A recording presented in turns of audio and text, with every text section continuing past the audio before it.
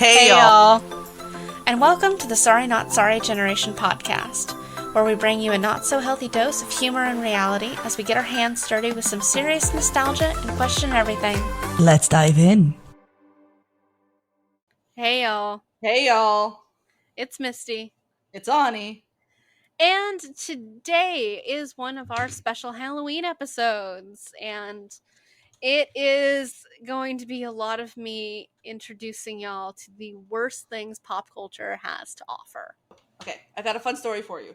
Okay. When the girls came over Saturday night, right? The high school girls.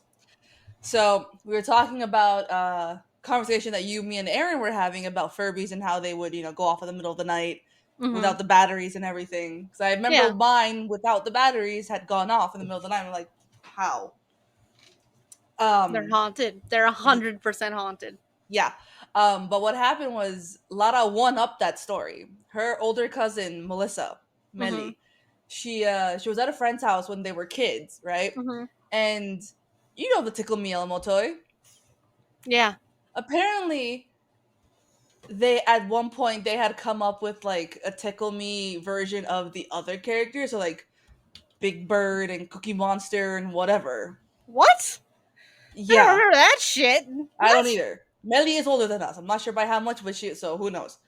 But apparently they came up with this, and Melly was at her friend's house, and she didn't know that her friend had a Tickle Me Cookie Monster, so she had rolled over in bed and like set it off. So all she heard in the pitch black was "ha ha ha cookie." Can you imagine the shit you would have as a child if you just heard this deep demonic laughing? At least it didn't say, "I'm going to eat you." So, like, because Jesus, you'd need therapy after that. Holy shit. No. So now every time I see a Furby like meme of any kind, all I think about is this Cookie Monster story. Cookie. Ha ha ha. Cookie. That's a nightmare. Oh. Holy shit, that's a nightmare. Wow. Okay. Glad I didn't have that as a child. I did have a Tickle Me Elmo, but I didn't. I don't think I had a Tickle Me Elmo. I probably did, but I don't remember it. Yeah. Well, it's fair. I don't remember having a full size Furby. I remember having the little ones that you got like from McDonald's and shit like that. But I don't recall ever having a real Furby. I didn't have like the original Furby because that was like the big ones. Yeah. I remember having like the baby Furby, so they were like this big. Yeah, I don't recall ever having any real Furby. So then again, even as a child, I didn't like the way they looked because they just look creepy. They don't look cute. They look creepy. So even as a child, I remember thinking that thing looks creepy. So did you ever have the oh my god, I forgot the official name for it, but like the robot dog, the Robopooch or something? Oh, I know what you're talking about. It was silver or like silver gray, and like it would come in different colors of like the ears and the nose would be like and it would be like what you're talking about. Purple or sometimes be like green or blue or like something or like pink. My neighbor had one, and I helped her set it up, and it answered to like commands of her voice and everything like that. But I never had one of those.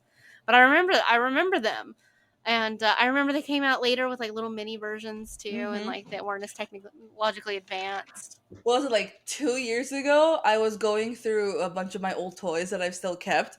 Yeah.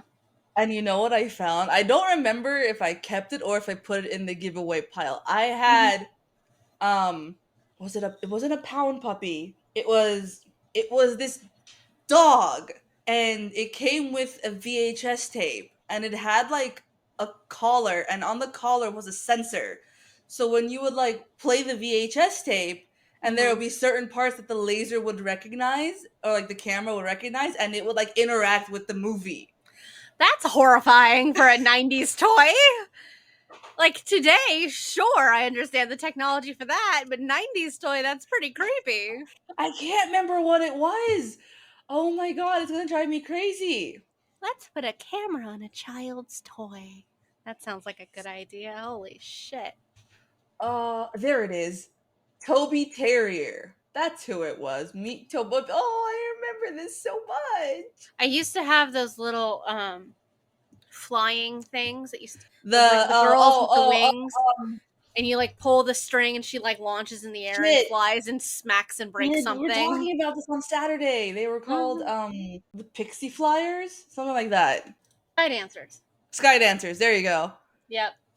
I remember launching them. They smack into shit, knock stuff over. I would purposely launch mine into the ceiling fan just to see how far it would hit. I have never seen this toy that you were You've never talking seen about. Toby The Terrier? dog? No. See? Did you see this? There's this little camera thing. Then you would play these VHSs, and like this little thing would interact with it.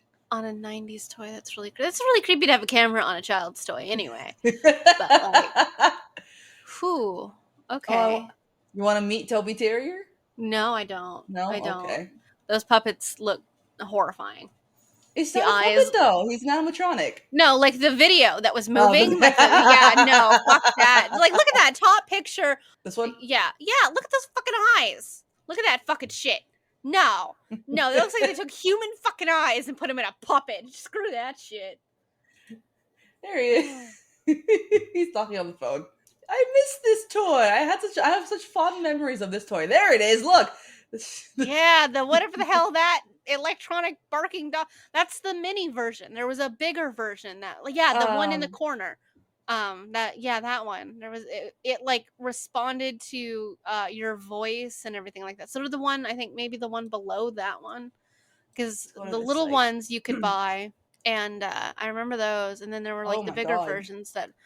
Oh, Betty's Spaghetti. Oh God. 55 iconic toys every 90s kid wanted for their birthday. Oh my God. Betty Spaghetti. I kind of remember this. I remember the fact that I thought it was like a weird knockoff of like Polly Pockets, but stupid. So, because like Foxtail? catch the tail? No. I don't know. A light bright. Of course. Everybody had a light bright. I remember getting on the. Oh no! This wasn't on TV.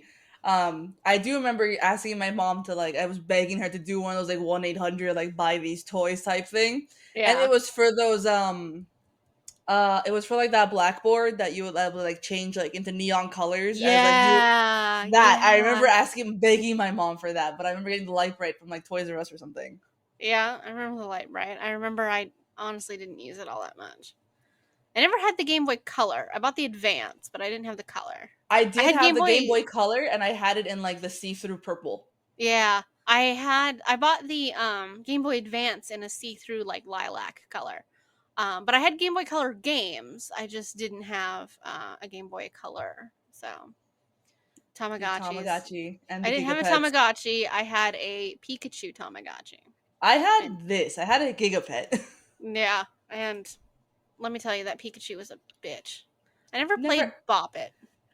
I only played with Bop It when it was at the store. We'd go to Target or Toys R Us, and I just or when grab somebody it and else doing it. had one, if somebody else had one, but I don't recall ever actively playing. I know I didn't own one.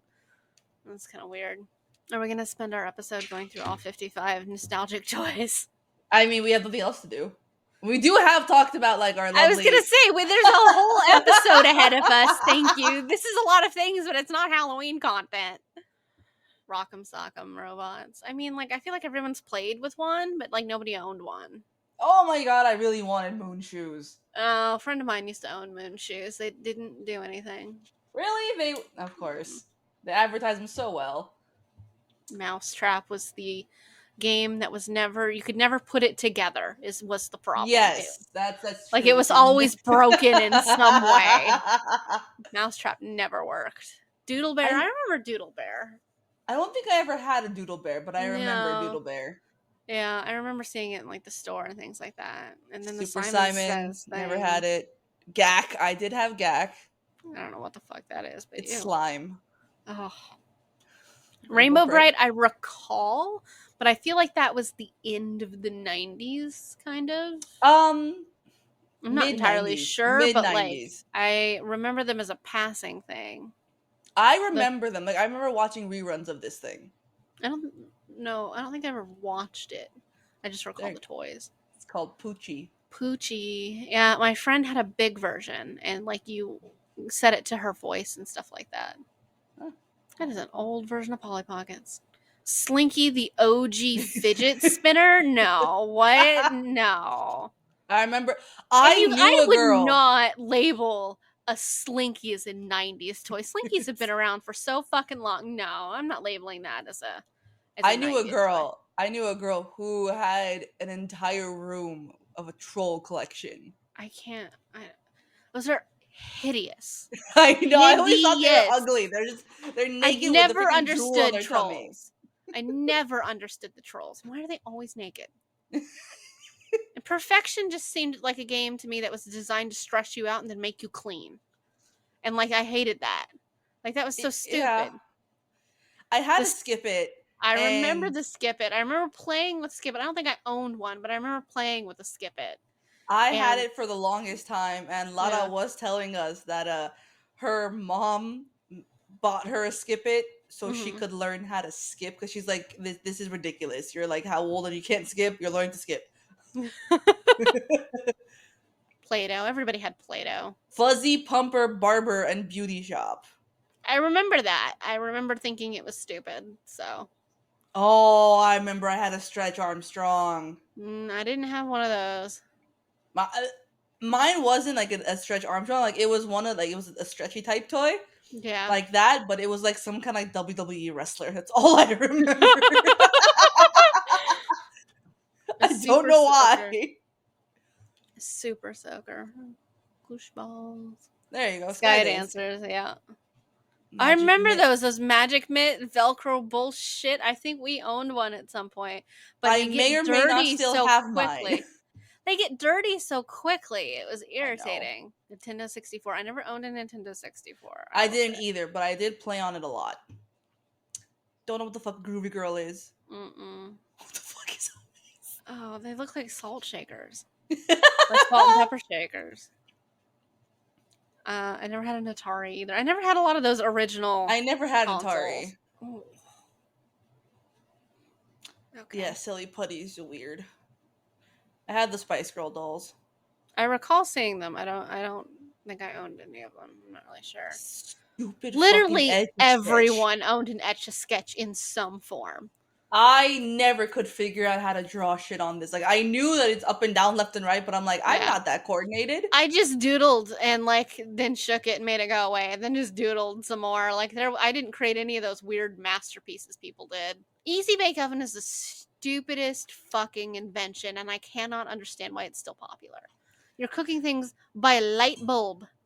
Like the fuck?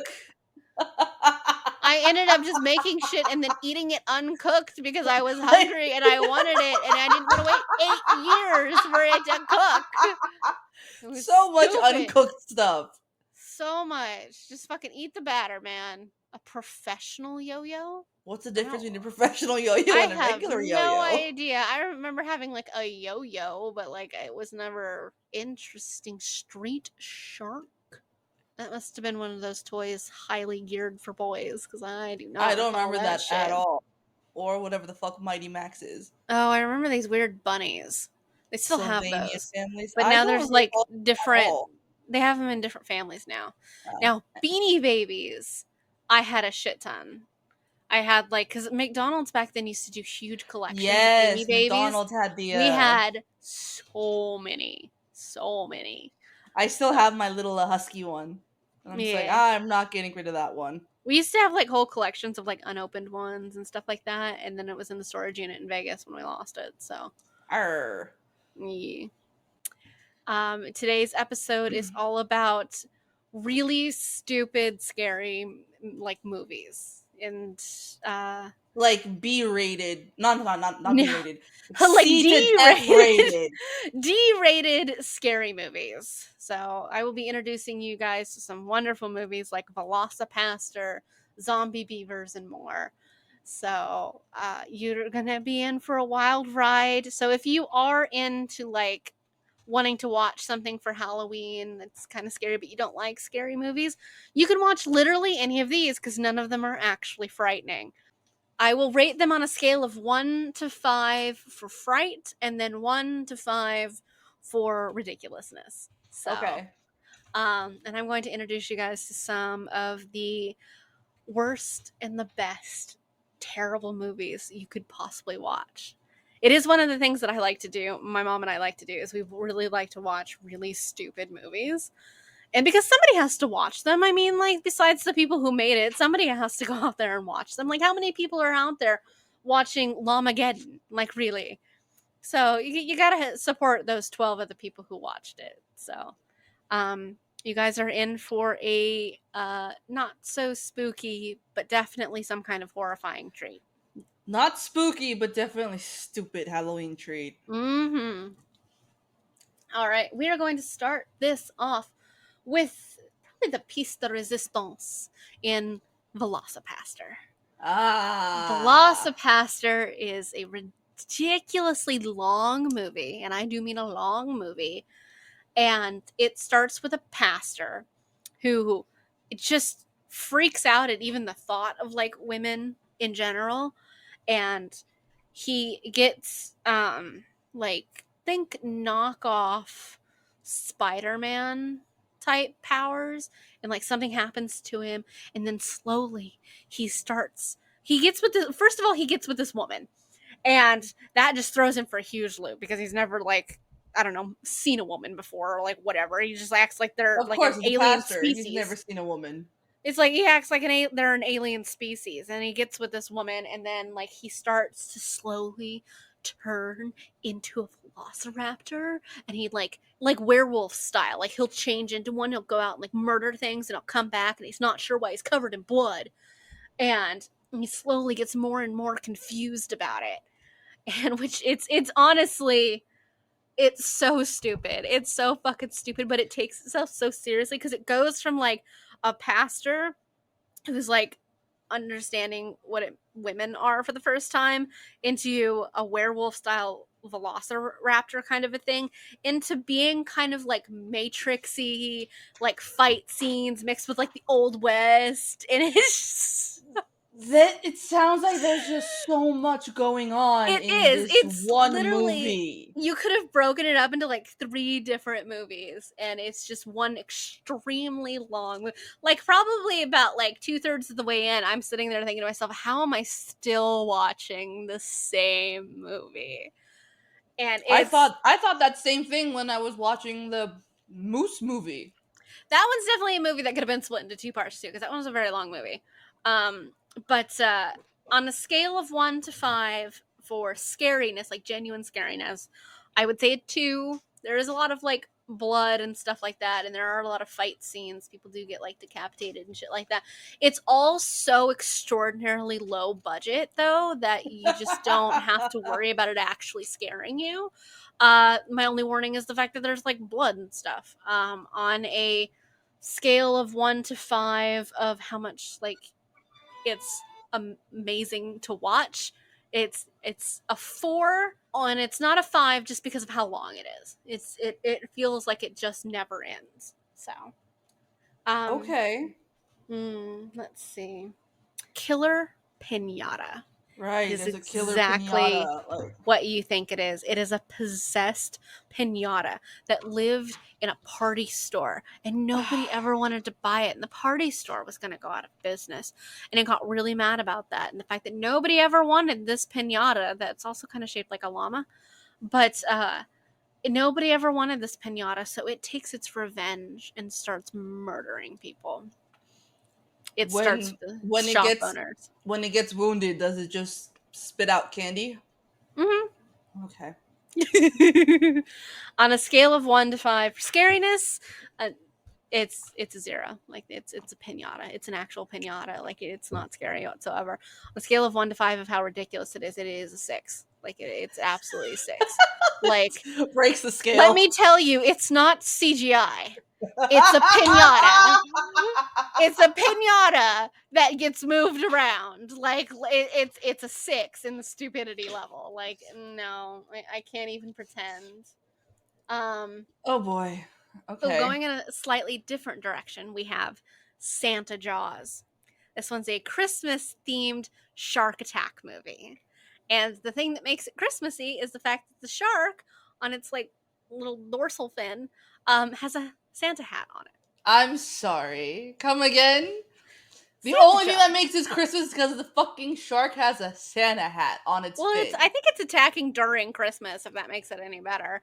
But it is Where in did this fact. shark get a Santa hat? Oh, it fell in the water and then it just got stuck on it and didn't come off. Right. Mhm. Okay. So, creepy Jaws themed Christmas music. On a scale of 1 to 5 of like scary creepiness, it's mostly a shark attack movie just with a Santa hat involved. So I'll give it a 3 if you don't like shark attack movies. Okay. On a scale of 1 to 5 of how ridiculous it is, I'm gonna also give it a 3 because if you would just remove the Santa hat feature, It'd it be a would regular really shark attack it would film. be a regular shark attack movie, but because there is in fact a Santa hat involved and it's like Christmas shark attack movie, it gets upgraded. So Now, question. sure. How is this film Mm-hmm. considered a Christmas movie, but there's a debate that Die Hard is not?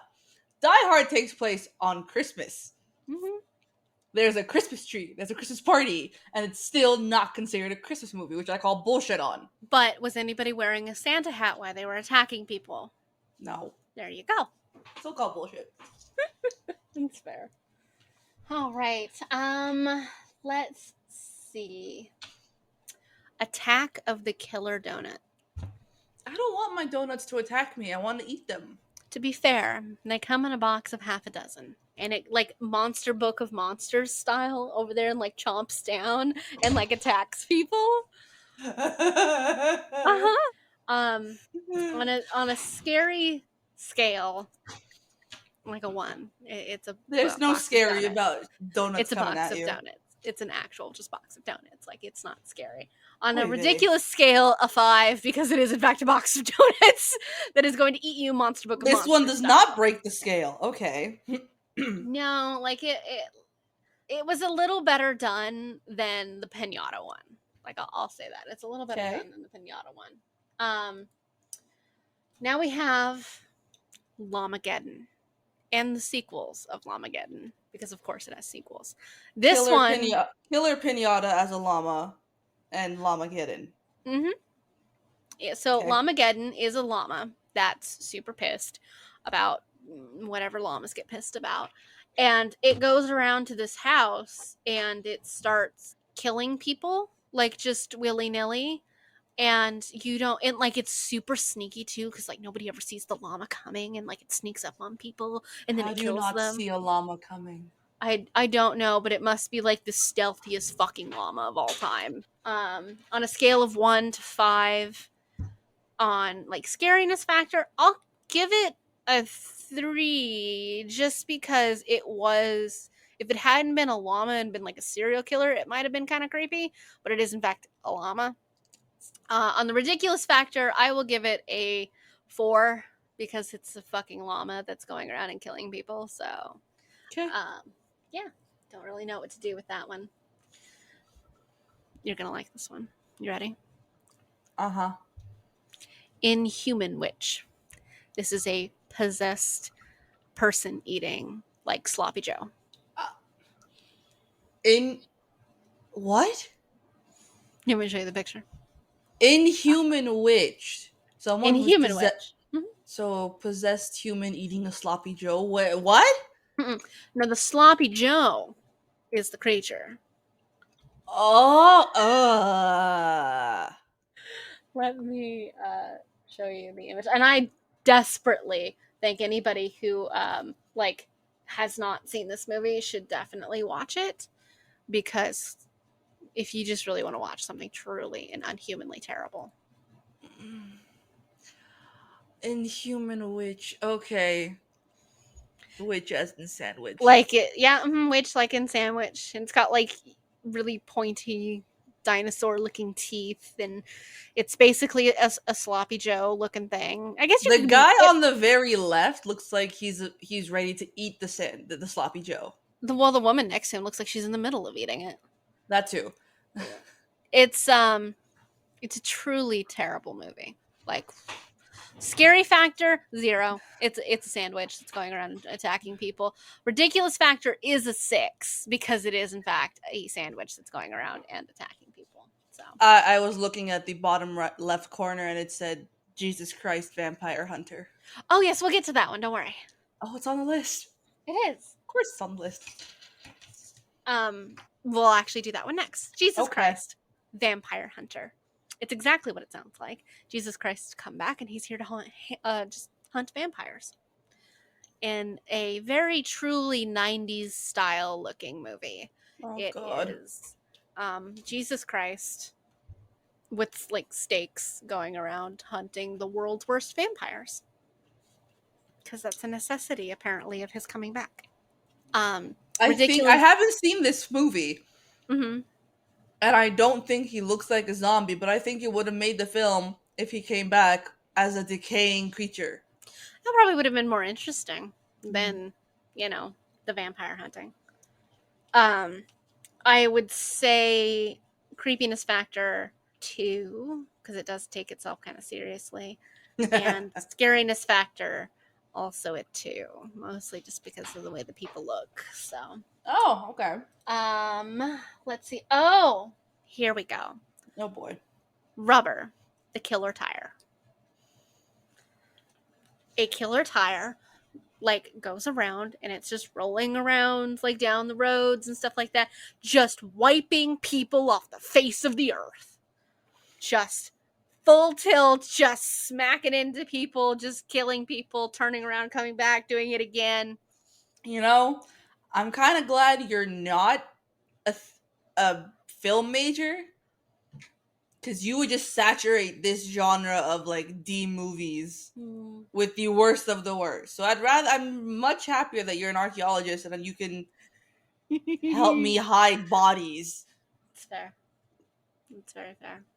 It's very. I enjoy my terrible movies. They're funny to me. So Oh, they're hilarious with how stupid they are. I will do now. Oh, on a scale of 1 to 5 of scariness, I'll give it a 2. It does take itself a little seriously in a ridiculous way. Ridiculous factor is a 4 because it is in fact a tire going around and killing people. It is probably one of like the movies that takes itself a little more seriously than the other ones do. Okay. But yeah. I will now present to you a series of different shark attack movies. Okay. Oh God. Okay, so we have Shark Exorcist, Ouija Shark, which does involve a Ouija board, Sharkacula, which is a vampire shark, and Ghost Shark, which is a ghost shark. All separate movies. Pretty much the same shit, just with weird sprinkling of odd flavors of like, this one's a ghost and this one's a vampire. This one's controlled by a Ouija board. Controlled by a Ouija board. I thought it was like actually doing the Ouija board. No, it was summoned and controlled by a Ouija board.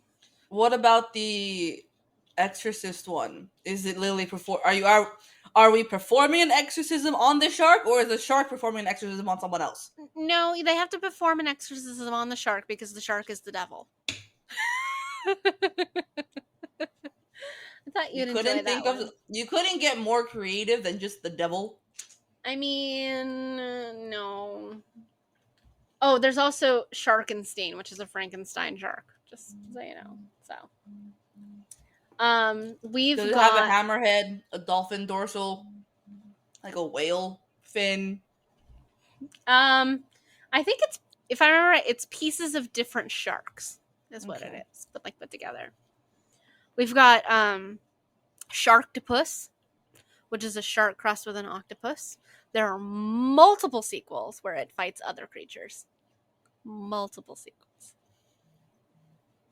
I don't want to know what that looks like because at one point I did briefly think about getting a Sharktopus tattoo. It is the head of a shark with the lower body of an octopus. I don't like it. You shouldn't. It's very disturbing to look at. And in later movies, in like the sequels, it fights different creatures, like weird hybrid crocodile creatures and shit like that. So, and I think robots at one point. And robots. All right. I think so. I think that's the one that has a sequel where they fight a robot, like a robot shark or something. now we have Killer Sofa. Killer which is Sofa. which I have learned is actually a recliner. It is. It is in fact a recliner and not an actual sofa. Um, Oh. Now it is a recliner. Now it was owned by somebody who was like obsessed with this chick, right? And he died, but he was also kind of like a psychopath anyway. But he was obsessed with this chick, and when he dies, he ends up possessing this chair. And I do want to show you what the actual chair looks like. That is what the chair looks like in the movie. It is literally just a chair, and they took two very large buttons and sewed them into the middle of it to make it look like it had a face. It And looks like it belongs in Coraline. it really, really does. Like, they cut open a little bit of like the center seam to like make it for like a mouth so it could like Oh frown and it could smile and like all I this other hope you really guys stupid could. shit. I wish you guys could see this. I deeply, deeply want all of you to Google Killer Sofa and then look at the photos of the actual recliner itself. Now, the recliner is possessed, and it is like the woman who gets the recliner is the one this dude was like obsessed with. And now this recliner is deeply and ridiculously stalkerishly in love with this woman.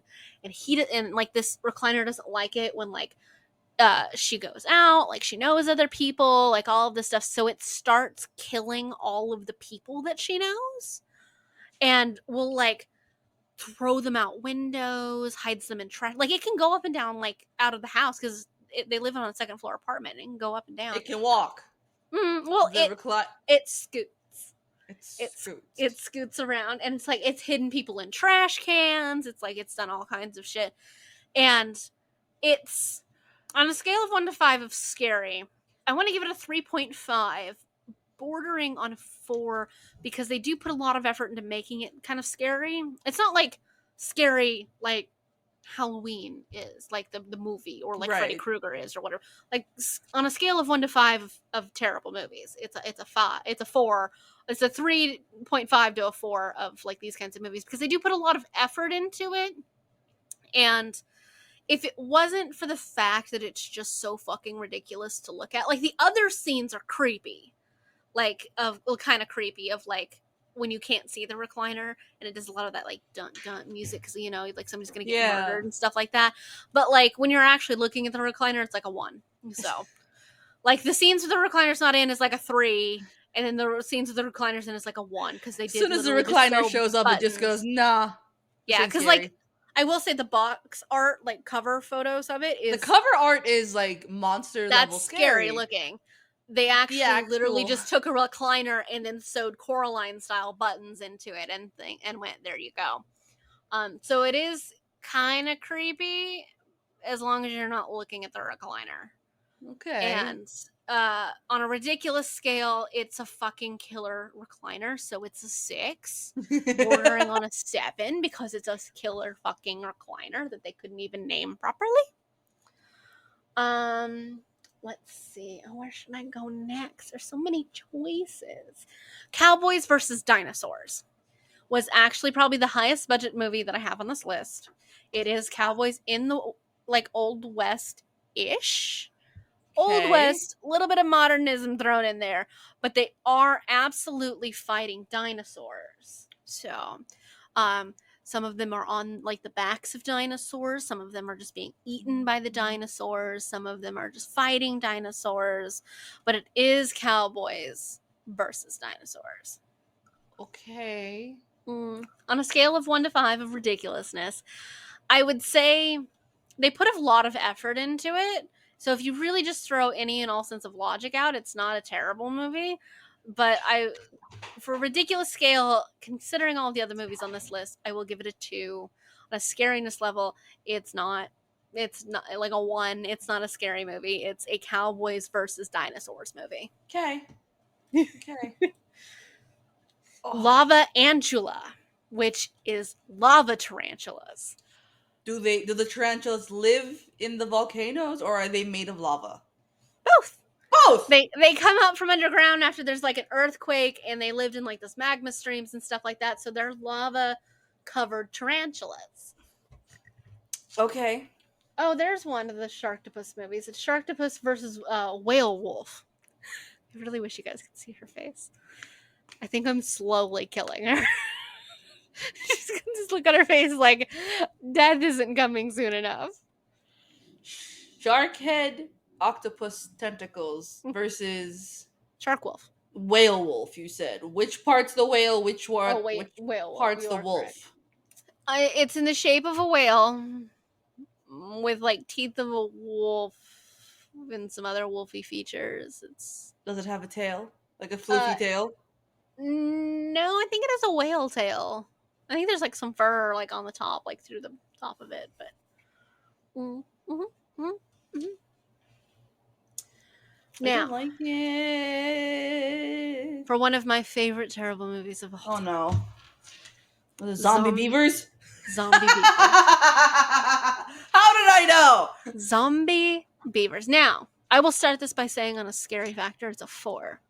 Because this movie takes itself very seriously and it puts a lot of effort into it. And it is like that cabin in the woods jump scary type movie. Okay. Now, the beavers vary in sizes of normal sized beaver to very fucking huge, like almost as big as your car style beavers. And there's a bunch of like college kids in the woods in a cabin doing stupid college kids in a cabin in the woods kind of things. And they're slowly getting attacked by these zombie beavers. However, these zombie beavers do, in fact, have zombie qualities, in that when they bite you, you yourself slowly turn into a zombie beaver. We just forgo all biology and anatomy and humans turn into beavers. You do slowly become a gigantic zombie beaver, complete with tail, teeth, the whole 9 yards. Okay. Okay. What else? And on a ridiculous factor, I'll give it a 3. But I'll give it a scary factor of 4, just because it does in fact work really hard at being a scary movie. So Okay. Okay. it's one of my favorite ones. It's an awful movie. By the way, none of these movies except for Cowboys versus Dinosaurs look like they have a budget of over $20. Like none of them, not a single fucking one of them look like they have a budget over $20. Now the Cowboys versus Dinosaurs look like it had a budget of maybe a whole $100. So that's something to keep in mind. I have heard Misty say that if there's a budget of over $25, she doesn't want to watch it. Look, you have seen a lot of pop culture movies, and you can make a lot of like a lot of references to things that I've just never seen, as referenced by all 4 of our trivia episodes. I've seen a lot of this shit, okay? Like, you want to know what I watched? There you go. While everybody else is watching Legally Blonde, I'm watching Sharktopus versus Whale Wolf, okay?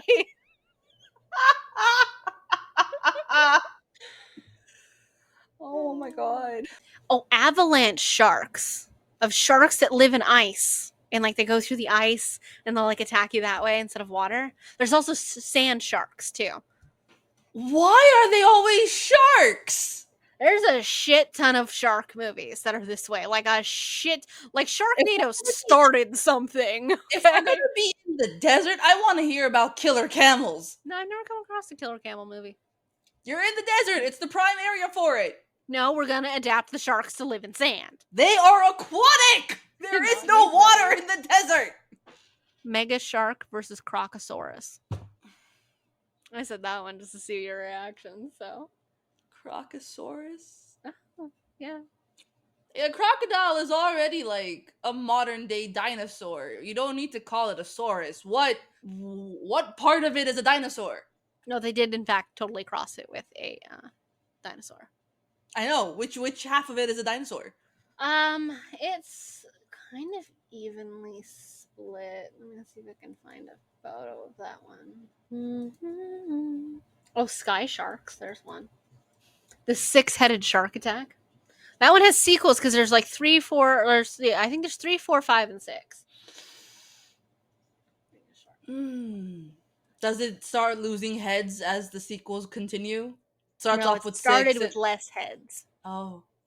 Is it like Hydra? So when you cut one off, like 3 more show up? Kinda. You look like you're really just suffering right now.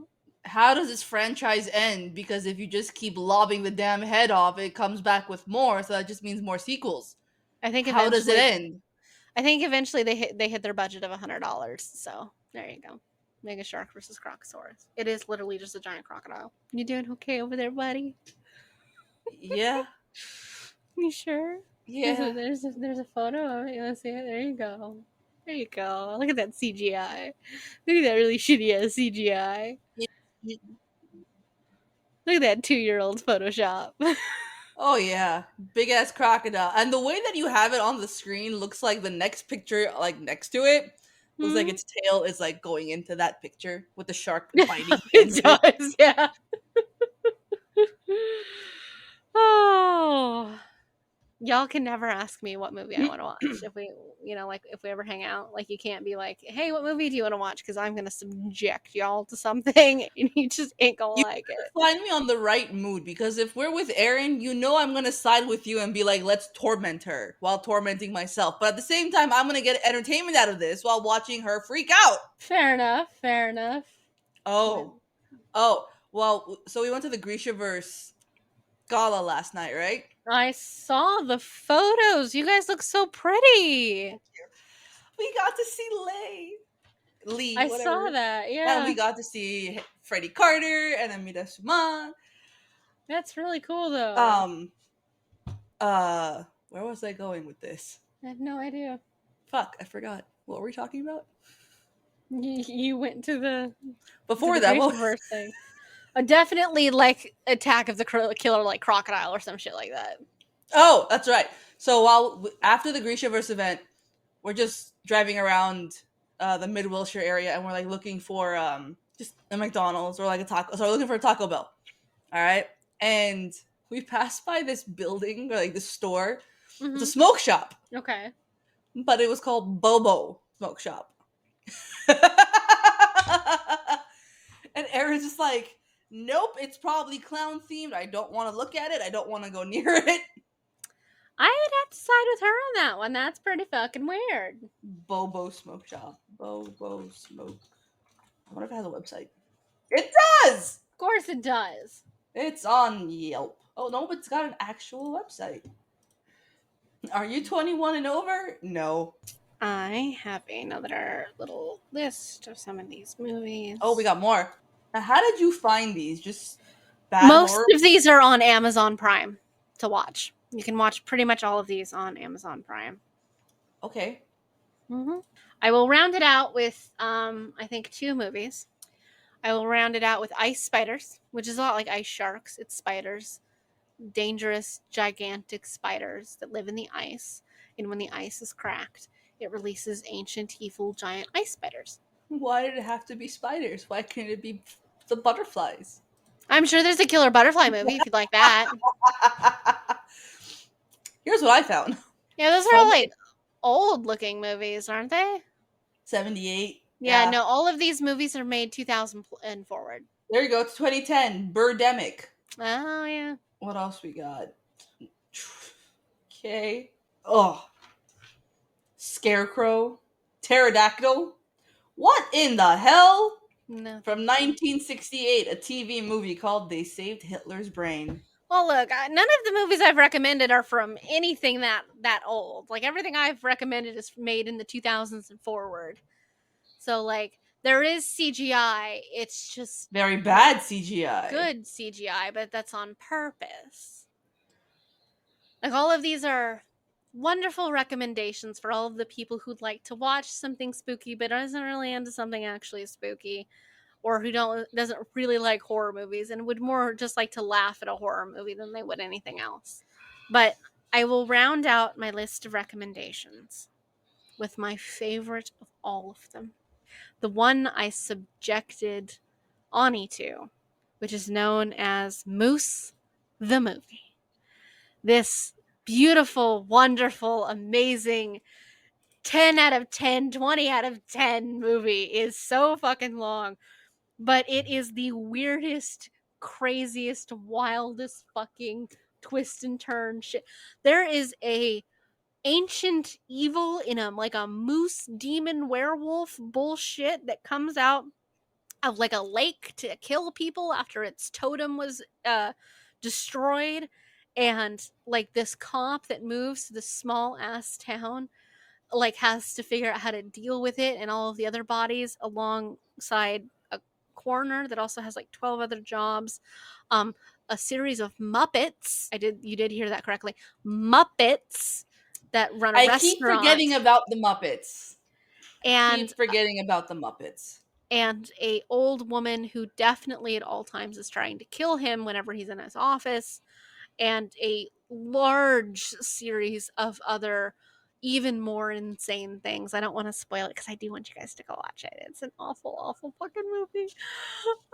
It is on a scary factor. It is a -10. It is not terrifying whatsoever. There's There's no nothing scary scariness. about this film. It's just you sitting there going, just questioning your choice as to why the hell you're watching this film. Yeah, that was the point that I made Ani regret coming to visit me. She's just like, what the fuck has she done? And on It was a, much no, that visit was much better than the alternative. So I mean, genuinely fair. I'm glad you still feel that way after being subjected to Moose the movie. at least we got a lovely memory out of it. All right, we're gonna that goes into the same folder as the chainsaw snoring and those That's lovely really pictures that we true. took at Disney. That's really, really true. Um, like I said, scary factor -10, ridiculous factor +20. Definitely like a 20 out of 5. It is the most ridiculous fucking piece of cinema you will ever watch in your entire life. And I genuinely hope lots of people watch it because holy fuck, that's a terrible movie. It's bad, It but bad. the It real Muppets bad. make it so much fun. The Muppets make Cursing it. Muppets. The Muppets make it interesting. I'll say that. And they make it real, real weird and real, real interesting at the same time. Oh, I'm so glad I get to share like my terrible, shitty movies with people. I didn't realize just how many there were. Like I'm Oh, sure it's there's an a whole bunch yeah. more. Oh yeah. Like I did try to condense it down to like some of the like more popular ones that I watched. So and like some of the better ones because some of them are so bad that even I can't watch them. So Which ones are those? Please tell me. there's been uh there was one we turned off in the middle. There's been a couple of them like over the years that we've just turned off in the middle because they just don't make like it's not that they don't make sense because none of these make any fucking sense, but they're like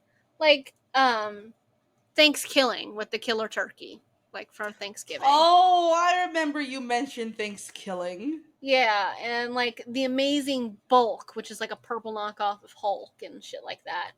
There's Pan Man with a dude who's just got like a pail for a head.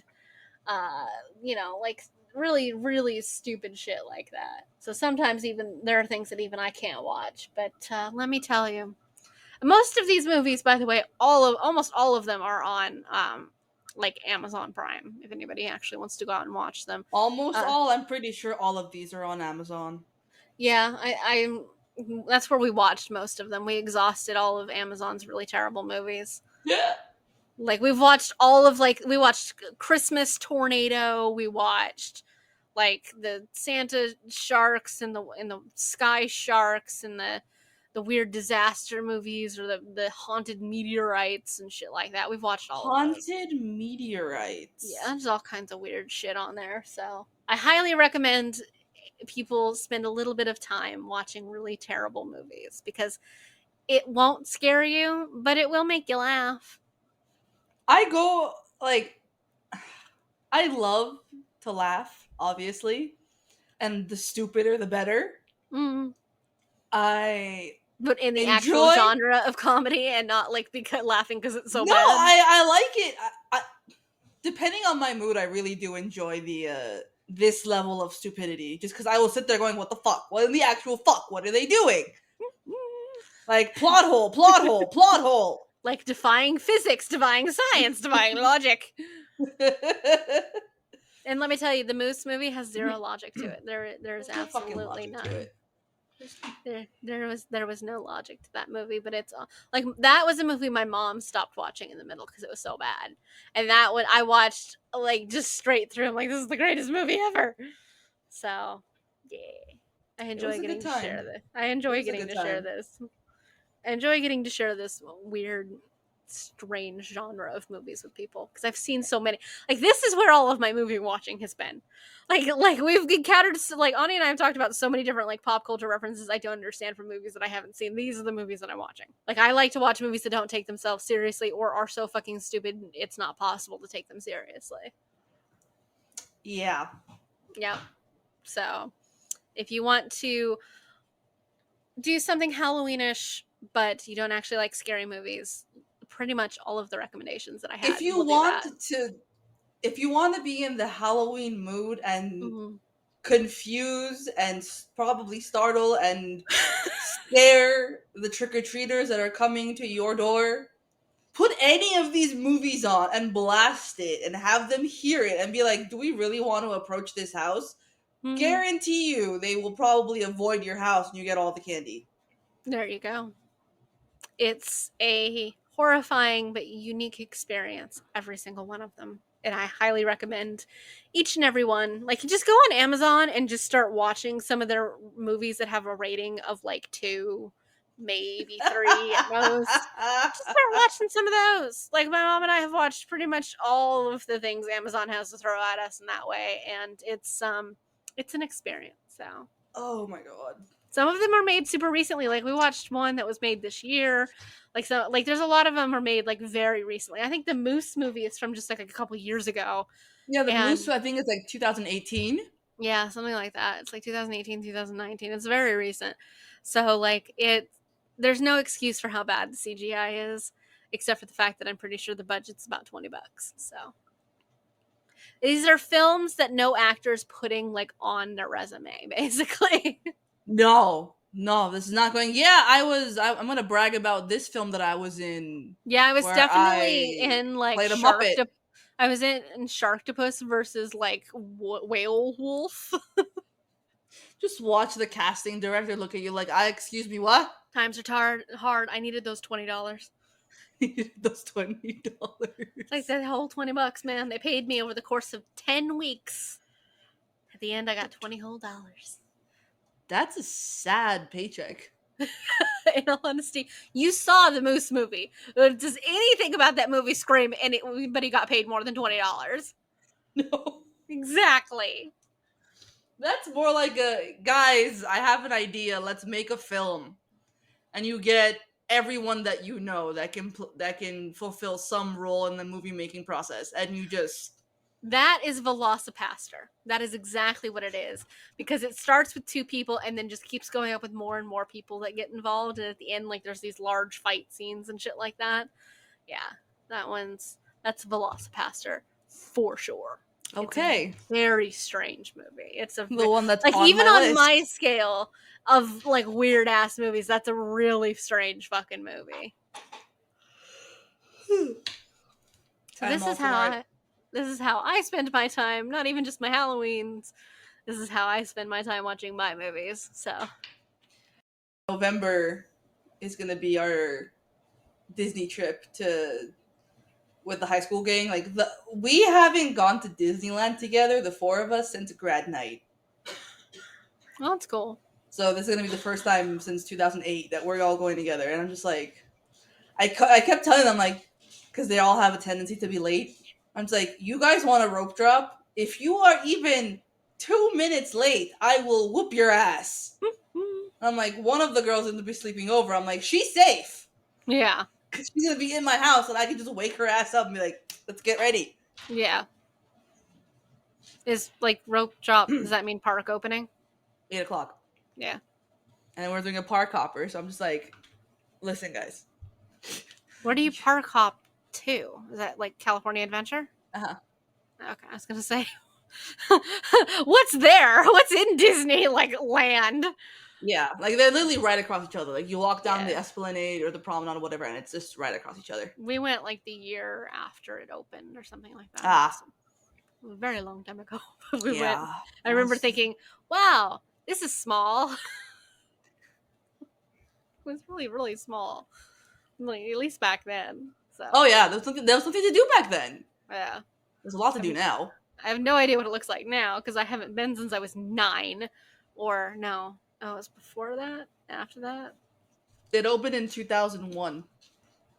Well, I was 9 that year, but I remember coming. We came here to Orlando, I think, when I was 9. And we did a different Disney trip to Disney. I've known because I know I've been to both before, like obviously this last couple years, Mm-hmm. but I don't quite remember what year it was we went to Disneyland. I think it was, I had to have been younger than that because I've seen photos. So I must have been like 6 or 7, something like that. I was at the age of wanting autographs. I know that. Okay. So that was a one-time thing. So I remember as a kid, I had my autograph book that I would take yeah, around, just have all them sign it. yeah. I remember doing that when we visited Disney. As an adult, I can't fathom why. Like that was something like as a kid, like you think they're the real characters, I guess. But like as an adult, I have no clue. I've thought about doing it as an adult, just like take it with me, and every time I see a character, just go and like have them sign it. Yeah, like it wouldn't bring me any joy. Because I don't want anybody's actual autograph either.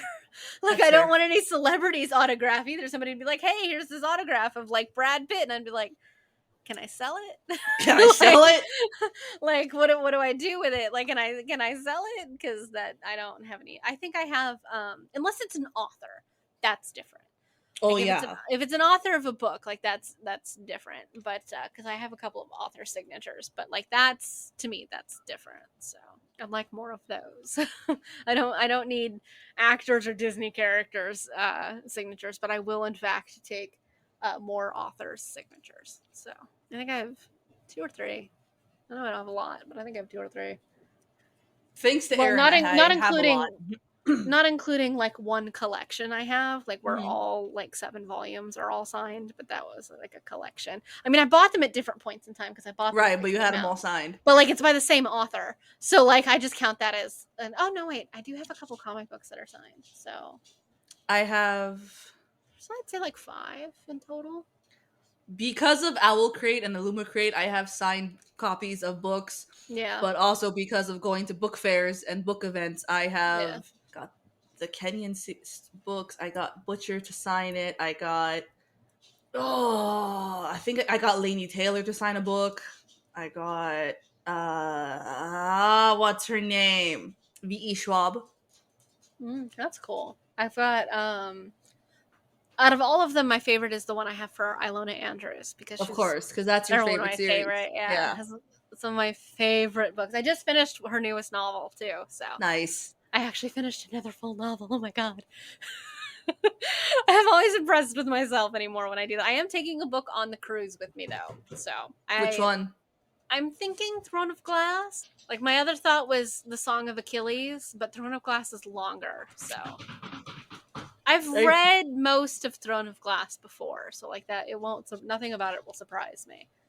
But I think that I'll take Throne of Glass because it's longer. So Are you and taking like the between whole series or like just one of no, I'm them? just one, just the first one. I only own the first one, so besides, there's only so much I can take because I'm only taking a carry on. Like there's only so much Right. I can take. So, because considered taking Song of Achilles, but I'm like I have a 3 hour flight ahead of me there, and then a 3 hour flight back.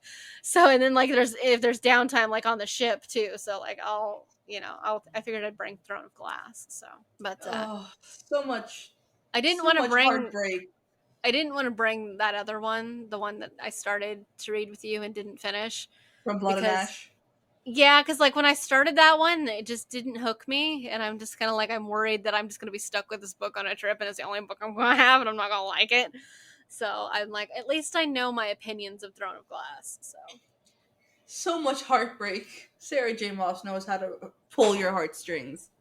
like, I would say 2/3. No, I would say I read 3/4 of Throne of Glass. I read quite a bit of it, and I just didn't quite finish it.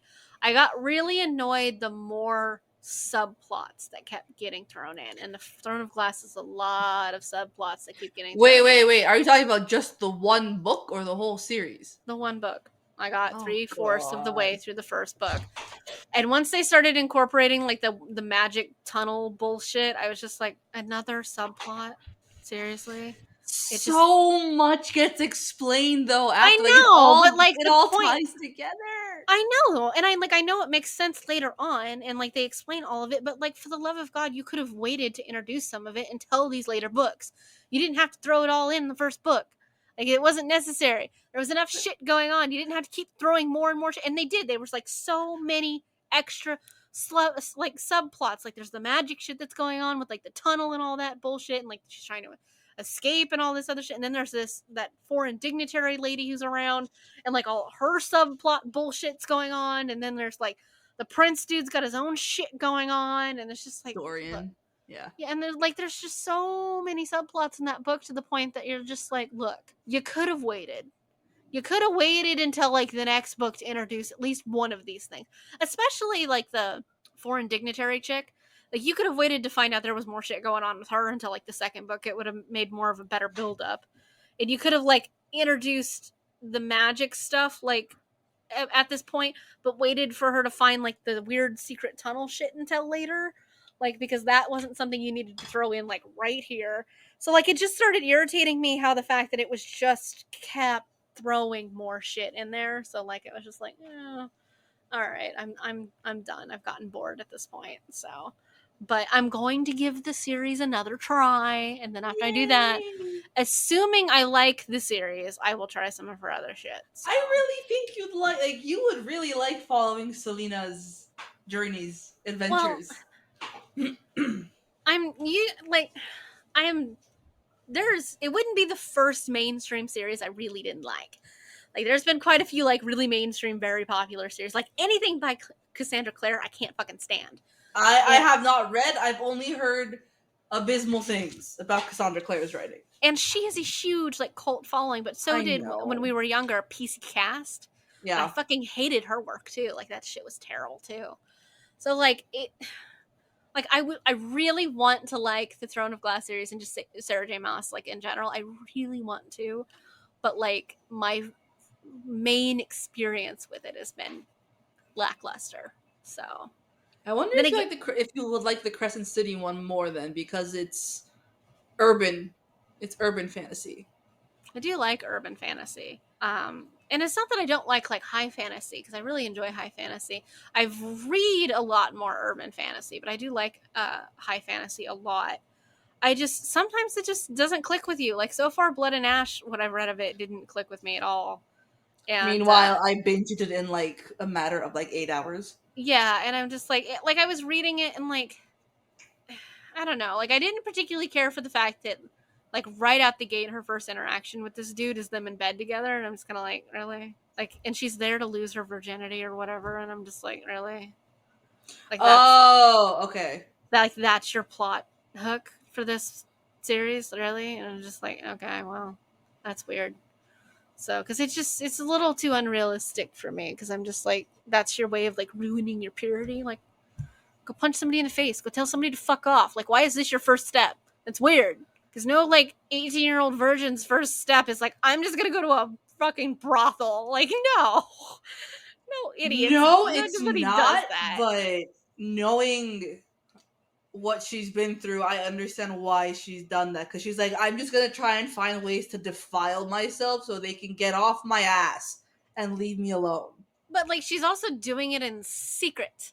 Oh yeah, What's the fucking point if you're doing it in secret? she's not allowed to leave. She's not allowed Yeah, to like leave the palace or the it's just confines of wherever she's at. like there's just so many steps to go through before you get to that, and I'm just like the fact that like that's where this series starts just tells me a lot of what I wanted to know about it, and I'm just like oh okay, that's it wasn't a huge pull for me. But then again, a lot Okay. of, as we've discovered, a lot of popular series don't pull for me for various reasons. So like the unrealisticness on a base level is usually what turns me off of most series, and then the other part is like high sexual content is immediately I'll just close a book, and it's just like I don't mind there being content in it. Like I've like my Ilona Andrews books definitely have smut and shit like that in it, but like it's not super graphic stuff, and I'm Right. just like, and I don't want to get into a book 2 chapters in and like they're in bed together because I'm just like okay, well that okay, that's There are some books that Aaron has read, and it's on my TBR as well, that I know that the plot is not great. Yeah. Like, if not great, it's like almost non-existent, and we're reading it purely for the smut. And like, I mean, I've read those kinds of books before. Like, I've definitely have read those kinds of books, and like, it just it's they're not usually quite that interesting to me, and usually I seek them out for plot purposes, and they're like, oh, this story is about this, and they just completely disregard the fact that it's mostly a smut book, and I'm just Oh like, yeah. oh, okay. Mm-hmm. And it's just like, all right, well, and like, I won't put a book down because it has smut in it. Like, all of my Ilona Andrews and my Patricia Briggs series, like, all of those have like smut and stuff in them, and like, I have other novels and stuff like that. It doesn't bother me to read it if it's in it, but it has to make fucking sense. Yeah. You Like, I want don't want it plot with in your there. smut. I don't want it in there just because I want it to, like, it's because having sex is a part of life, and like, yeah, that's what people do, and that's fine. But like, it's not the center of the universe, Yeah. and as such, I don't want it to be the center of my story. Like, if it goes through the stages until you get to that point, that's great. But like, I'm not interested in reading a story where she goes to a fucking brothel to hook up with somebody, and like, that's the start of the plot, because it's just like, why, especially when there's so many other options before you get to the brothel, and then you just don't do any of those, and it's just like, that's just weird. Continue reading that story, and you'll see why it starts off that way. Like, and I'm like, well, like I said, I did read the first few chapters. Like, I did do that, and even before she gets to the point where like she's in bed with this dude, like, it really just wasn't kind of clicking with me at that point. Like, even before that, and I'm just kind of like, there's a lot of internal monologuing going on, like a lot of it, and I'm just like, okay, It's kind of we that's kind of my issue with this one right now with Shadow in the Ember. yeah. It's There's only so much internal monologuing I can listen to. the Like, whole thing is written in I did this, I went here, I thought this, I inhaled. I'm like, I don't quite like that POV. I yeah, really, really like the omniscient narrator. yeah, me too. I'm not an I or you, like, reading from the You point of is view of like really, you. really hard to write. Yeah, It's really hard to write in the second POV. yeah. But But like, I is real. I don't mind it mentioned, because there's like I have a couple of books where they might throw a sentence in there, because like, it's kind of like the lead character is telling you that, well, right, I'm gonna get the fuck out of here, or right. something like that. Like, that's fine, but to write an entire story like it's Like, like from the point of view of I is not. That's not great. That's not great. so here's a little excerpt. I didn't want to be alone, but I also didn't want to be around anyone. So I walked like I did on nights when the buzz of energy made sleep impossible. Nights that were becoming more and more common over the last several months. The scent of rain hung heavy in the air. It was still early enough that the hum of conversation and the clink of fancy glasses filled candlelit courtyards. Like, it's just I entered the hilly quarter. I liked it up here. Like, No, that's an immediate off-putting. That is very off-putting, like, right off the bat. I'm trying to get past it just because I know I'm gonna like the story. I'm Mm-hmm. just trying to get in the groove of it. I've had this. If I I wanted to won't. read a self-insert fan fiction, I would go read one. Like, where it just says your name instead of like character's name, and it just is like, Insert your name. yeah, or abbreviated to YN, or like when they're talking about like hair color or eye color or anything else, it just says YN and then hair color, like, or your hair color or your eye color or some shit like that. Stuff I read when I was 13. So it's just like, yeah, no, I don't usually read things from the point of view of I. It's just like, okay, unless it's like a more of a like a nonfiction story, like if you're on Reddit and you're reading those "Am I Those Asshole" stories, Oh and those are yeah. from the point of view of I, and that's acceptable. But like, I don't want to read it in my fictional novels. So No. I like the Reddit thread where it's like, yeah, I did this, I did that. It's like, yeah, you're the asshole. yeah, just I love the like, I've never actually been on Reddit's website, but I do in fact enjoy the fact. So my favorite part about Instagram is all of the other social medias come to Instagram, and I can just look at everything right there. So I do enjoy reading those. But yeah, it's now a weird opposite trend of everything I've just said is that stuff doesn't apply as hard to my manga choices. Like, I have several series that each volume has just like some serious smut in it, and that doesn't phase me at all. But like the novels is where it bothers me. I don't know why. But to be fair, like of my series that have like smut in them, Candy Colored Paradox has an amazing like plot line and stuff like that. I really enjoy them, both of the main characters. So I wouldn't if I didn't like them. But then again, you do have to know the main characters is the Yeah. thing. Like I don't want my introduction to a character to be like, hey, this is this person and there's that person over there. This is what they look like now. They're in bed together, and like that's like no, that's not interesting to me. So Speaking of dark Reddit, do you remember? Did you look at the thread that I sent you guys about ex-cons of Reddit? What's the most terrifying thing you saw inside a prison? I know I read a couple. I don't think I read the whole thread. Okay, I got to the first one and I went, that's a lot. Mm, yeah, yeah, that's fair. Here, I sent you another one because it just sounds really funny. Um, let's pretend each country in the world is a guest at a party. What are they doing at the party? The first one is Spain hasn't even left home yet, but has told everyone they are on the way. And the comment is, your political cousin Mexico learned this from you then. No. Austria being sad about having met all the guests in the past, but not being remembered by anybody. That's pretty fucking accurate because that's an old ass country that nobody cares about. So Germany is calling the cops at 10 p.m. sharp because of loud music. I don't know a whole lot about modern Germany. I know way more about their history than I do anything. So North Korea is in a treehouse a block away trying to watch the party with binoculars that are just two empty paper towels rolled taped together. it's probably pretty accurate, to be honest. Czech and Slovakia are the couple that broke up but still spend all their time at the party together. Isn't that weird when people do that? It's like, why did you break up if you're literally just going to spend all of your time together? Right? The Philippines putting the food and drinks in plastic bags to eat at home tomorrow. Sweden is either looking anxiously at their watch, wondering when it's socially acceptable to go home, or the drunkest person at the party. No in between. I was gonna say I'm Sweden, but then there was the second half of that sentence. So, because that is me at a party, like sitting there thinking to myself, okay, how long do I have to be here before I get home? Because I don't want to be here. So, The French keep speaking in French to their English-speaking peers, although they know English and nobody else knows French.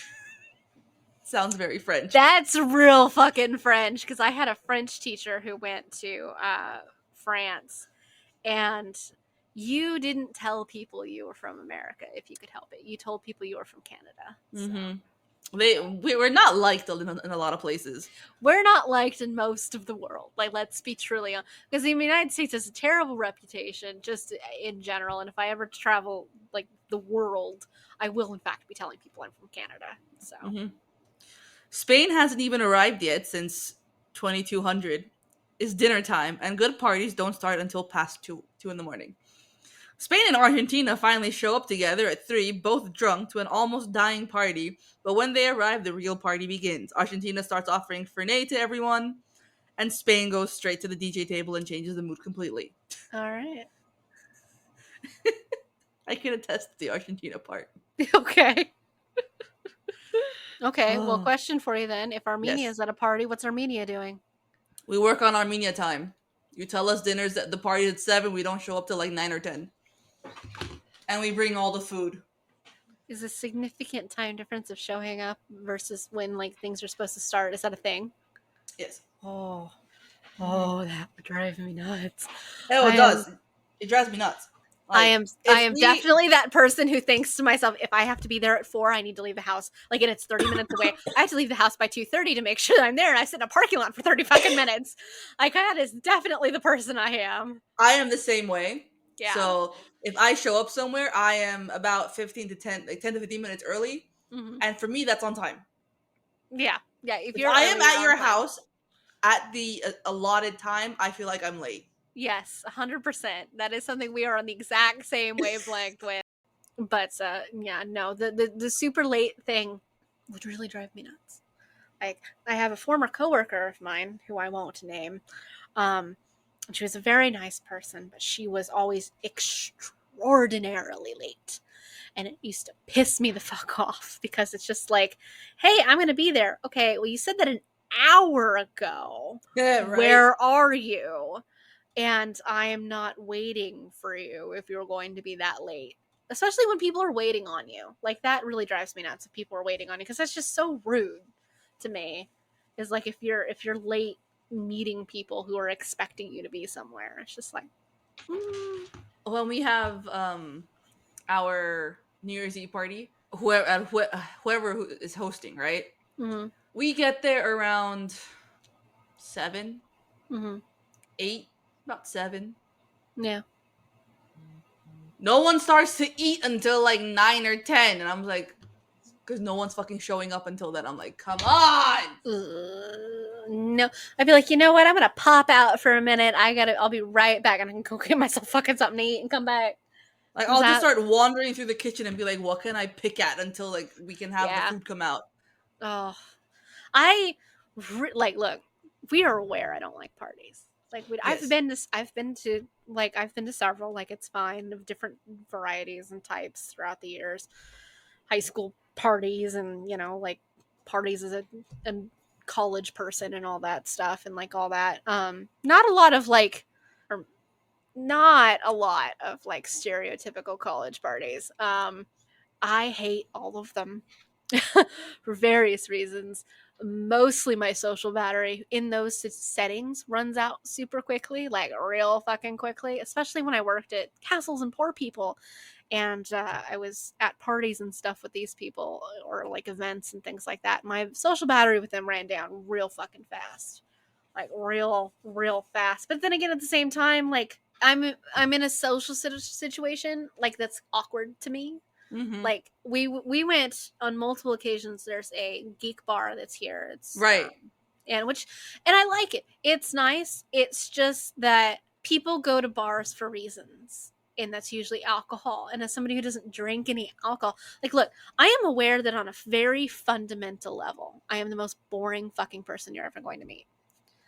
I don't date. I don't drink. I don't smoke. There's never been any kind of like substances involved whatsoever. And there's no sex. There's not, like, I'm an asexual person. I am a fundamentally, and I'm super socially awkward and anxious. I am a fundamentally boring ass motherfucking person. I am aware of that. That didn't change over the years. It's just gotten worse. Like, my social battery has gotten smaller, not bigger. And so, like, and my tolerance for people has kind of stayed the same. Like, I have a better handle on my temper than I did as a teenager, but like, my level of doneness happens still at the same time. I'm just usually less Yeah, but I angry about mean, it. you were fine with me and Aaron. That's different. I'm good friends with you guys. The people I worked with at Castles and Poor People, um, you guys were social with me. They were social with each other. And Ah, I okay. was social involvement adjacent. And even if that's not what they meant, that's how it felt.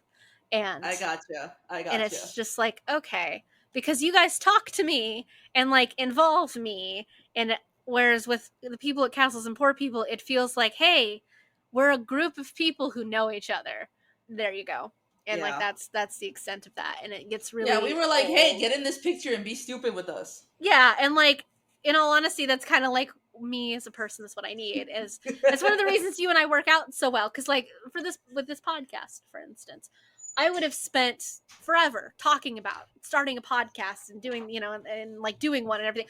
Never would have done one. Not at all. Like, on my own, 100% not at all. It's just like, but you are a doer. You do things. You're like, that's an idea. Let's do something, and then you do it. I'm not a doer. Like, I can sit here and make an entire D&D campaign, and like create all this shit. I don't go do the things though. Like, I don't go do things. I do things here at home on paper or in my head or like on a computer. I don't go into the world to do things, and it makes me a very awkward person to be like try to be social with because I would break that so quick if you lived here. no, you wouldn't, because I've been this way for 30 years and no one's ever changed it before. As my Oh mom's a no, lot like you are. I'm not gonna change you. I'm just gonna break it. Like I'm gonna be taking you out and going and doing shit with me and Aaron and Geneva and be like, let's go. Yeah, there is a 9 chances out of 10 that I will agree to only half of that at max, because I'm aware of myself and I'm just like because if you expose me to socialness enough, I'm gonna get really bitchy, like real fucking bitchy, and nobody needs that. So I'm well aware of myself. I have no issues going out and like doing things. There's a limit to how much I can do. There's Well, I'm just not saying we're gonna go out clubbing because that's not our scene at all. no, It's but like, like the amount of times in which to do something in a short amount of time is what I mean. It's just like also house party situations are not something I will ever do again because they're terrible for me. So that's not something that's happening. So I don't have house parties. I have get-togethers. Like people will show up and yep. we'll all just be sitting outside in Mm-mm. front of the fire pit I and don't know those just people, and so it won't go well. Because let me tell you, I've been to ones where I know everybody and it don't go well. So it's not a situation I thrive in, especially if I don't know these people. Because then you are going to see a very, like, the person you are talking to is a very different person than the person that goes out to these things. Because the person that you know is somebody you've, like, there's a giant fucking glacier between this person and the rest of the world. And, like, you took a flamethrower to it over the course of, like, several months of working together. The rest of your friends are going to meet a very different person. So like if you had a house gathering or whatever and I was there, your friends would meet somebody very different. Like the listeners who would meet me after listening to this would not like identify these two people as the same person, because they're like, who is this versus who I listen to on a podcast, because very different people. So I get so uncomfortable in those like extreme social situations. It just makes me very uncomfortable. I know that feeling. And we were talking about this with Aaron and Geneva when we went to our friend's birthday party when we had X throwing, and then we all went to a bar after. Mm-hmm. This group of people that we know, like we're Yeah. all friends, we're all friendly, we all talk, we all get along very well. We don't all hang out all the time, Yeah. but when we get together, it's we were saying how like we have never come across such a group where it's just all accepting, all good vibes, all Mm-hmm. love. It's just not a bad seed at all in Well, that that's group. nice. That's really nice. So That's like if hard I to had a find. get together and, Joe and Cal and all these people showed up, I feel like you'd be okay. Not fine. You'd be okay because you would find something, like someone would somehow say something and you'd like pick up on and be like that. You're putting a lot of emphasis on the thought that I'm going to talk first to literally anyone, because I won't. I will follow you around your house like a fucking dog and like waiting for you to like tell me what to do, because you need like, hey, help me with this, and then that's what I'll do. That's fine by me. Somehow the conversation will come around and like I just have a strong feeling that if you were to meet this group of people, not all of them Yeah. at the same time, but like just the small group that usually comes to my house, Yeah. you'd be okay. Mm. I have a severe amount of doubt, genuinely severe amount of doubt, in all honesty. I have Like faith. that's Just fine. just in the people that I'm thinking about that would be at my house. It would probably be a max of like 10 people. Max. Oh, that's 8 people too many. That's a max. And I'm just like, because it would It's an be eight it people too many. would be Aaron, Geneva, Jessica, Joe, and Cal. And probably honestly it might just that just might be it. Like 7 people, 6 people. So many people. Look, you are aware. My I'm friends list aware. is 4 people, I know. which more or less is now down to 3. So, and I'm including Aaron in my list. I know, Okay, I like, know. I know which one Aaron replaced. I know. and it's just like, so No. I'm like, one of the, like, there's so many reasons I don't date, girl. Like, just so many fucking reasons I don't date. For one thing, to meet someone would require me to go out into public or to want to spend time with people. But at the same time, too, a lot of these social situations take place in areas like bars and like, Mm-hmm. like going out for drinks or something like that. There's so many things I don't do because I don't drink, or makes it awkward or boring for me to go to some of these places. One of the things I didn't like about spending time with my Castles and Poor People coworkers was there was always bars. I don't Yeah, I drink. remember you telling me that. Going to bars is so boring when you don't drink alcohol. Yeah. And it's just like, because as people get drunker and have more fun, you don't. Like, it's Hmm. the same. I've had fun watching people get wasted because I get to see just the level of stupidity they get themselves involved in. Like, there's some levels of it that I don't really typically mind. Mostly it makes me uncomfortable. That's Like, fair. it usually, like, alcohol, like drinking a lot of alcohol and everything like that and being around drunk makes me very uncomfortable. And like, Well, you have a that's history a with that, yeah, so and like, because like that's a me thing. That's an issue with yeah. like my father and shit like that. But like, that's a me thing. Like, I don't try to judge anybody when they drink Right, or right, like they do right. anything like that. Like, you do you. It just personally makes me uncomfortable, and it's not something I can change. It's also not something I'm interested in Yeah. changing about myself. And the only real good thing about ever going out with those people is that they never tried to get me to drink. I will say that. Like, that's I've encountered very little peer pressure of people to try to get me to drink when I tell them that I don't. So B that's was one of them that pestered you about it though a lot. no. He was the one who pestered me about smoking weed, and I wouldn't do it. So I thought it was alcohol. I thought he was always just like, "Oh, why aren't you drinking? Why aren't you drinking?" You're like, I don't fucking want to." no, it was It was weed. weed. It Okay. was weed. He was always like how amazing it is and how it helped with my anxiety and how like this, that, and the other thing. And I'm like, yeah. Um, No, it won't. It just might make things worse. Also, one, I don't want to do it, and I've been telling you that Right. for literally the entire like 6 years I've known you. But for another thing, and you don't seem to care that I keep telling you no, and seem to think it's funny. Um, but for another thing, I've seen your life, Yeah. and it's clearly not making anything better. So, and I'm just like, Yeah. I have no interest in that. And it's one of the things that just makes me awkward to have in social situations is how awkward a lot of these things make me and how uncomfortable they make me, which just makes me want to leave even more. So it's just kind of like, yeah. So I've I'm been not, to a lot. I mean, I've been in a lot of those situations. yeah. And I'm just like, and sometimes it pisses me off of myself that these things bother me. Like, some of these things bother me because I understand that it's just like these are like not the smoking weed, but like the drinking and like the social partying or whatever is like, those are normal things. Those are normal things, and something very normal and very basic bothers me, and that makes it very awkward to be in a lot of social situations for me. So, which is really, it's more irritating for me than I guarantee you it is for literally anybody who's going to hang out with me, because I just get more uncomfortable as the evening goes on. So then I leave, and Yeah. it's just like, that just makes me uncomfortable. Meeting new people, that makes me uncomfortable. Lots of alcohol makes me uncomfortable, and it's just like a lot of very basic things make me uncomfortable. So it's just like, it's very irritating for me that these things make me uncomfortable, because it means I don't enjoy a lot of basic things that people do. So, That just means you're not a basic bitch. well, that's one way to look at it. That's for sure.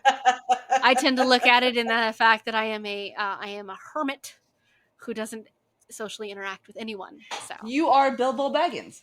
I literally, that is the goal of life, is to be the Bilbo Baggins of a neighborhood. It's just like, but Bilbo Baggins also really liked parties, so I'm just like, I'll eat second breakfasts.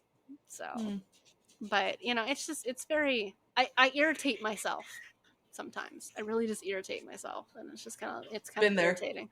And it's just, I guarantee you, if for some reason I come out to California and like there's a get together at your house or whatever, this version of me will vanish.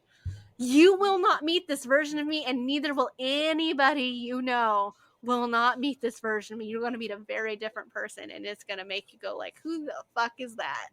So I guarantee it, you will tilt your head and be like, the fuck is wrong with you?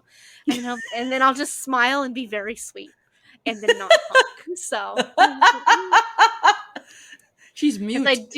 I get extremely quiet and then default to customer service mode, and then that's my whole thing when I'm just like awkward in social situations, and it's just like, and the can I help you with anything if you like somebody's the host, like if you're hosting, I'd be like, can I help you put together anything, because it's giving me something to do that's not talking to people. So I don't do well. And it's just it's irritating for me, but I don't do well. So it's it's annoying. It's very annoying. I wouldn't mind working on that. I have no desire to work on the issue I have with people who drink a lot of alcohol. I have no Like I desire. said, if you were to move out here, we'd start working on that because you'd just be surrounded by Aaron and Geneva almost constantly. And like I love Aaron. Aaron's fucking fantastic. And that's great. I don't know who Geneva is. Like I know who you've talked about it, but I don't have no recollect, like I have no knowledge of Geneva. But so far you're batting 1,000 with introducing me to Aaron, so like that's great. So I'm pretty sure you get along great with Aaron, you get along great with Geneva and Jessica. Like when Aaron and Geneva came over Friday night, I told them like, oh, by the way, Jessica's coming over too.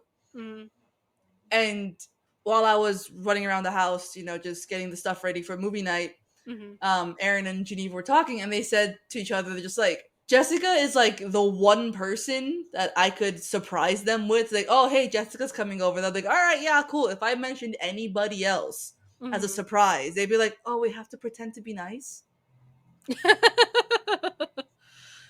If they're like that, you can get along with them. Yeah. Like, I mean, I think Aaron's freaking fantastic. So, like, that one was definitely, there's definitely an yeah, equal understanding footing on that one. So, that one is definitely a good choice. But yeah, it would be very interesting to put me in one of these situations because you would be really surprised at what happens. So, I would be determined. mm, mhm. I can genuinely say if you put me in a room with a whole bunch of people that I don't know, it's gonna get real awkward real fast. So, and I will See, I'm not going to probably, throw you into this. I'm going to slowly introduce you to everybody. yeah, Like, and it's have a just like, night where Aaron and Geneva both come over, so you have two people you're very accustomed to and one new person. I'll start with you and Aaron, and then introduce me to Geneva because I still have not met Geneva. So, like, start slowly Yeah. exposing me to things, like they like exposing a terrified dog to other people. Watch out, she bites. She does, or she leaves. Like I gotta tell you, like she usually just leaves. So Where's she going? Why did she get her keys? Oh, she's had enough. Bye. yeah, and I usually won't say anything. It'll just like, and then I'll just leave. So, like the one time, because like I told you about the time that we went out, some of my castles and poor people coworkers and I went out to Tampa, and for like Yes, to one of like those. some party. Yeah, I've been out there twice for two different parties. One of them was like a graduation party for one of my former coworkers. That one was probably the most awkward just because there was a lot of family, but it was also like because it was like a proper celebration for like Yeah. a graduation and stuff like that. So like the vibes were different, but the Halloween one is the one that pissed me off I because remember that. You called me because like you wanted to leave or something and like uh-huh. so much shit went down. I'm just like, oh dear God. Like it took an hour to drive there. We were there for 4 hours and then they weren't interested in leaving yet. Like it was That's what like it was. I think it was like the party started at 7 and I think we were there until like 11 or midnight or something when I asked when we were leaving. It was about 11 or midnight. I remember that. Yeah, and they were like, "We just got here," and I'm like, "We've No, been we here for got here like about 4 4 hours hours," ago. and they're just like, "What are you talking about?" And they were so appalled at the fact that I asked like when we were leaving too. It's like not like I asked like, "Well, can we leave?" I was like, "When did you guys want to leave?" I just And want to they're be prepared. That's yeah, and all. they were so appalled at the fact that I'd asked when we were leaving, and they're like, "We just got here. What do you?" And they were mad too, and I'm just like looking at me like, "What do you mean we just got here? What are you talking about?" And I'm just like, "Okay, I'm just asking, just asking." And I'm just like, I was ready to go home because we've been here for 4 fucking hours, and it takes an hour to get home, and we just spent an hour getting here. So, Like and it's we just have that like, we have that talk with each other. Like when we go out to parties, like if we go to Joe and Cal's house and they're out in Moore Park, so it's about 45 minutes away. Yeah. And it's like, all right, if the party start, if we get there at like 6, Mm-hmm. well, around 11, or like depending on like how the nights go, and it'll be like, so when did you want to leave? We'll Yeah. ask because like usually it's the three of us go together. It's like, when did you want to leave? Not because like, hey, I'm ready to go. It's more like It's a common fucking question, and it's a question that makes fucking sense. It's it's just like, like, when I did want you to know want to how much leave? time I have. Like, some of us want to know how much time we have left to socialize. Some of us want to know how much time we have left to finally get the fuck home. Yeah. Like how much And can it's we just continue like, to drink? Like, and there was so much drinking. Like, there was like all of these, like, I'm sure if like I enjoyed alcohol, all of the different like Halloween like shots and weird like things in syringes, like Jello shots and yeah, syringes and shit like that, like that I'm sure that would have been great, but I don't. So like it was really awkward for me, the fact that the two of the like three people that I knew, two of the people that I came with, were not interested in hanging out with me whatsoever. And that's the just other person fucked that I up. knew that was there was one of the hosts, so she was super busy because she knew everyone that was there. And it's literally, I spent a lot of time sitting in like their front room sitting room, just on my phone, because this wasn't fun for me. I wasn't having a good time. I was pissed because they were pissed off at me for like asking at what point we're going to go home after having been here for 4 fucking hours. And just, it was pissed me off, and it made me really mad. And especially because I had told them before, like, I have to work in the morning, Yeah. and I had to call out that day because of how fucking late we got home. When'd you And get that, home? 3 in the morning? yeah, it was really late. I don't think we left until like 2. So it was Uh, like 3, 4 in the morning, and it's just like, yeah. it made me really mad. I was really, really pissed. And I'm like, well, just call out, just call it. I'm like, I don't want to fucking call it, especially at that point in my life when like I'm barely living paycheck to paycheck, so every Right. shift counts. And I'm just like, I'm getting home so fucking late. And then the chick who I told them to drop me off at Castles and Poor People, and I would just call my mom and make her come get me, because at this point it was closer and I didn't want to be with them anymore. Right. And like, I didn't care that I'd have to wake my mom up at like 4 in the morning to come get me, because she would. And they're like, well, we'll just take you home, it's fine. It's like, it's not that far. I'm like, whatever, because I lived like 20 minutes from Castles Right. and Poor People. And I'm like, okay, that's fine. Like, they insisted that they drop me off at my house, and then I get a call or like a text message like the next day, like, hey, it took me, I had to go so far out of my way, I need like another like $10 in gas from you. I told you not to take me home. Like, 1, I told you not to take me home. 2, I already paid you for gas. And 3, I was here like an extra 3 or 4 hours and had to give up a whole ass shift because of you, and you want more money from me? Fuck that. I was so mad at both of them. And it's just like, I should have realized, because B was one of the 2 people that was there. I remember B was there, and he was with his girlfriend at the time. They never dated. They never They should have. dated. They should have. I But thought they like, were dating. Okay. yeah, so did most people. But like, I really should have figured out a lot sooner that he was a much shittier friend than I expected he was. And the more I think about it, the more like interacting with him as a person, the more it pisses me off, because Mhm. there's a lot of like double standard bullshit going on. So it was, I'm glad I'm not friends with him anymore. I'm glad I'm Yeah. not friends with any of them anymore. So, and it's just like, okay, well, that's great. I was here in Orlando and I had a lot of friends, and now I don't have any. So, Because they all and left. well, some of them moved, and then some of them I stopped talking to on purpose. Mhm. So, and it's just like, well, I can't say I really regret that. So, Just gotta get out here faster, because all your friends are out here at this point. honestly, I'd really like to move to Phoenix for Yeah. the museum opportunities, because they have like a dozen museums or something like that. 6 hour But it's drive, also, not that bad. yeah, like, girl, I spent like a semester driving for 3 hours one way to the Cape. 6 hours to come spend a weekend with you and Aaron is not going to be a problem. Like, yeah, I can manage that. I can definitely manage that. I'll just like leave on a Friday night or something like that, and You then will just show have up. to double up probably on your allergy meds, because I'm not gonna let you stay at a hotel while you're here. And both Aaron and I have animals, so That's fair. Depending on how well my allergies reacted, whether I would just insist on staying in a hotel, just because I do have very bad allergies. that's true. But I have 4 animals, so, and I survive. So, Yeah. but yeah, so I would much prefer to move out closer to you guys. I'd much prefer just to live in fucking LA, where I could see you guys all the time. Like, that would be great. But I have yet to get a job offer there. So, I know. I'm hoping for the Phoenix one because at least that puts you closer. Yeah, that puts me a lot closer. It would be a really good opportunity just in general. Like I'm even applying I've been applying for my own job, but like in universities over there. Just because like it doesn't have to be a job in my field at this point. I just want to move. I Yeah. just want to go over Well, there. apply to your position and all the schools here. Yeah. So Let me just send you a whole bunch that I can just think of right now. just send me a list of the universities in California. But it would be nice to actually get to like hang out with you guys on an actual non-yearly basis. Right?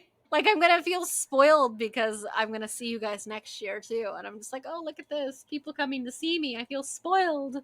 Much as I want to move to LA, I don't think anybody would be happier than my mom to move out to LA. So Your mom would just forever camp out in front of the SoFi Stadium. Just you're not wrong. You're like not you would wrong. have your apartment like mostly to yourself, and like, hey, Misty, where's your mom? Where do you think she is? It's like she's in the Just stadium, she's just obviously. tailgating at SoFi. There's a Yeah, game, no clue, but she's yeah. there. That's where my mom is. She's tailgating at SoFi. She would love that. There you go. Cool. I'll apply for jobs in your area. It would be nice. It would be really nice to get to move out there, or even just to Phoenix. Like I'll take Phoenix. Fuck. I apply to ones in Las Vegas too. Like anything that gets me on back on the West Coast, or at least in the Yeah, West Coast adjacent, would be nice. So closer. It's closer, closer would be nice. So, and considering I'm at the literal opposite end of the country, I can't get much further away. So, right? and it has to be west of Texas because I'll eat my own foot before I go back to Texas. So, just like no thanks. We Especially don't want you consider in Texas. Yeah, especially considering my friends list is kind of diminished there. So, and God forbid I run into anybody I went to high school with. Holy shit. Oh, Ugh. Nobody who knew me in high school really just needs to be talking to me now. So like let's not do that. So nobody needs that in their lives. This has been a really weird episode. it's yeah. We started with odd conversation and then we moved We into started 90s with toys, or yeah, like childhood toys at the least. And then weird, not so scary movies. And now we've been talking about our personal lives the last hour. it's not really that far off than any of our other episodes. That's true. Like especially our tea time episodes, they always go in this direction. So, and me truly explaining the extent of my social anxiety to people is a trip and a half. Like I think you would want to perform an anthropological study on me if On you you. watched me in a crowd of people that I didn't know. Like you'd be like this sheer difference in my person is astounding. You'd be over there with a notebook just following me around studying me. It's just like the wild Misty. The Exhibiting wild extreme, Misty. extreme introverted tendencies as she deftly dodges social conversation by standing in the corner pretending to use her cell phone. You could a whole ass study, girl, like a whole ass study. Yes, let me tell you, I'm one of the most awkward people you're ever gonna meet. I believe you. All right. Yeah. Oh, I this has mean, been an interesting but fun episode. oh yeah. I definitely enjoyed traumatizing you a little bit with my movie recommendations. I'm Oh, at I'm least I will tell you, Vampire Sucks is not like this. Like Vampire Sucks is a legitimate like attempt at a parody movie. yeah, Like I it's know. not I it's know. not these. And I So, can't wait. I cannot wait until we have Amber on here with us. yeah, that'll be fun. Okay. So, After the convolutedness of this episode that has just gone in at least 5 different directions, in all honesty, a small portion of which was, I think, movie recommendations.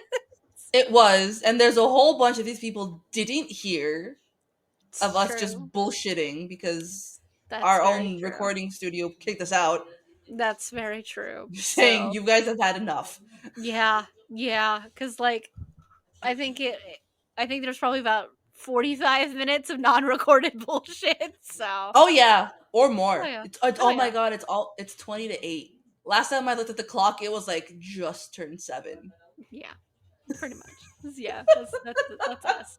That's us in a nutshell right there. So, but yeah, I genuinely hope you guys enjoy the movie recommendations. Watch at least a couple of them, just if for nothing else, for the sheer unadulterated horror in which you will experience when you And watch them, stupidity.